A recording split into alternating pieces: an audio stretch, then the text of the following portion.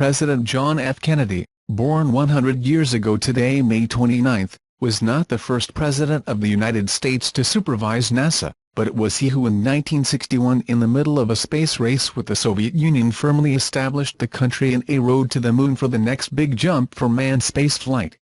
This year marks the 100th anniversary of the birth of President John F. Kennedy, NASA officials wrote on the centennial page.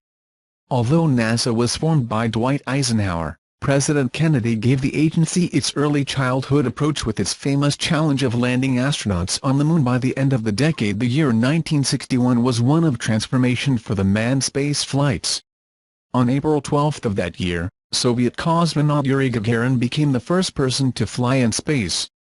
Alan Shepard, the first American in space, would launch only a few weeks later on May 5.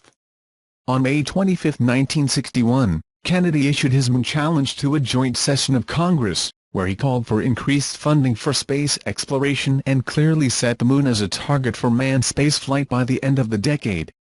"First, I believe that this nation must commit to reaching the goal, before the end of this decade, to put a man on the moon and return it safely to Earth," Kennedy to Congress.